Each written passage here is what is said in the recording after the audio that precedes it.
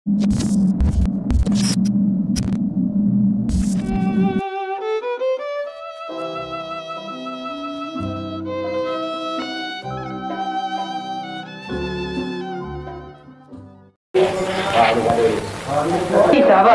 mana sahabatmu pergi? Mana cepat-cepatnya? Ini apa ni? Apa ni sahabat? Kilat pula. Apa tu? Ni apa macam main ni? Macam mana main ni sahabat ni? Mainnya macam ini. Pegangnya macam ini. Macam ini. Sudah macam ini.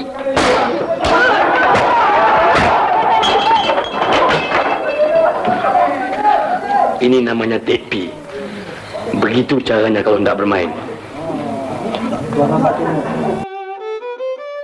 Menerusi filem Enam Jahanam, Allahyarham Tan Sri P. Ramlee bersilat dengan menggunakan senjata. Sudah menjadi tradisi filem Melayu sejak dari dahulu. Senjata yang sinonim di kalangan pendekar Melayu adalah keris. Namun berbeza dalam filem ini, P. Ramlee telah memperkenalkan sebuah senjata yang dikenali sebagai tekpi. Sebelum ini, ramai yang tidak menyedari 7 tahun sebelum Merdeka Studio Hulu Kelang menerbitkan filem itu, pengarah Allahyarham Saleh Ghani terlebih dahulu telah memperkenalkan tekpi di dalam filem Tun Fatimah terbitan KT Kris di Singapura pada tahun 1962. Berbalik semula kepada filem Enam Jahanam, P. Ramlee telah memegang watak tentari, iaitu seorang saudagar yang menuntut bela di atas kematian isterinya yang dibunuh oleh kumpulan Enam Jahanam. Bagi menghapuskan keenam-enam penjahat itu, tentari telah membawa senjata tekpi.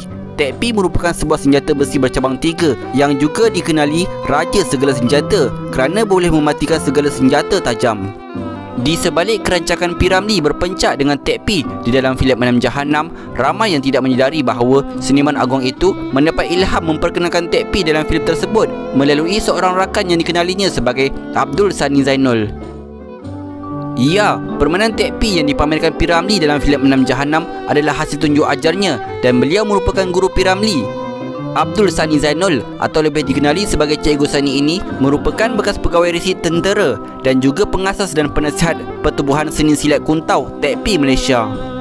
Menurut Cikgu Sani, beliau amat bersyukur kerana sempat mencurahkan ilmu tersebut kepada P. Ramlee pada era 1960-an. Walaupun ramai yang mengkritik P. Ramlee dengan filem Enam Jahanam, namun di sebaliknya melalui filem ini jugalah P. Ramlee telah menyatakan orang Melayu betapa ada lagi pusaka bangsa yang harus dibangga dan digeruni musuh. Bercerita mengenai senjata tekpi, ia merupakan senjata utama seni silat kuntau tekpi. Ilmu mempertahankan diri ini telah wujud di zaman era Sultan Ahmad Tajuddin Shah, iaitu Sultan Negeri Kedah pada kurun ke-18. Ianya dipelopori oleh seorang panglima istana bernama Panglima Taib bin Wan Husin. Silat ini pada awalnya hanya diajar khusus di kalangan panglima dan pengawal istana serta hulu balang bagi menentang serangan Siam dan musuh lain ketika itu. Bagi memperkembangkan ilmu ini agar tidak ditelan zaman, Panglima Taib telah mewariskan ilmu tersebut kepada anak kandungnya, Siti Aminah yang dikenali dengan gelaran Sri Kandi Kedah. Silat ini kemudiannya diwarisi oleh anaknya bernama Zainul Abidin Endut dan seterusnya diwarisi pula oleh anaknya Cikgu Sani sendiri dan diajar kepada P. Ramlee. Menceritakan perkenalannya dengan P. Ramlee, menurut Cikgu Sani, beliau telah bertemu dengan seniman itu di Singapura ketika berusia 25 tahun. Ketika itu, Cikgu Sani dihantar ke sana untuk menjalani kursus risikan tentera di Port Canning selama setahun. Apabila hari cuti, Cikgu Sani akan mengambil peluang berjalan-jalan di studio Jalan Ampas. Di sinilah mulanya perkenalannya dengan P. Ramlee dan beliau tahu keturunan Cikgu Sani ahli dalam tekpi. Setelah penutupan Malay Film Production, P. Ramlee telah berhijrah ke Kuala Lumpur dan menyertai Studio Merdeka.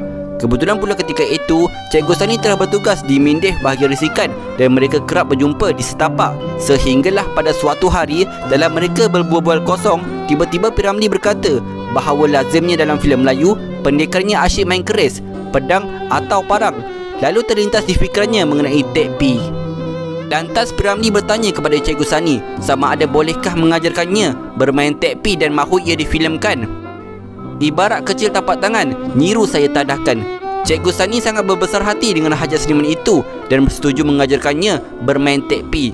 Menurut Cikgu Sani, keluhuran budi P. Ramlee itu telah memudahkannya menerima ilmu yang diperturunkan. P. Ramlee telah belajar cara menangkis dan menepis dengan menggunakan tekpi selama sebulan. Jadi apa yang dilihat di dalam filem itu adalah kemahiran yang beliau pelajari dahulu. Selain P. Ramlee, antara seniman lain yang sempat mempelajari seni silat itu adalah Allahyarham A. Rahim. Seniman A. Rahim sempat mencapai tali pinggang merah, bermakna boleh menjadi guru. Malah melalui majalah Pendekar Mac 1991, A. Rahim dicatat sebagai jurulatih veteran perguruan seni silat Kuntau Tek P. Sekalipun tidak banyak filem Melayu yang sempat menampilkan Tek P sebagai senjata mempertahankan diri, Cikgu Sani bersyukur kerana silat itu sempat diperkenalkan oleh seniman agung itu kepada generasi ini. Semoga seni silat ini akan lebih berkembang dan dikenali oleh generasi muda pada hari ini.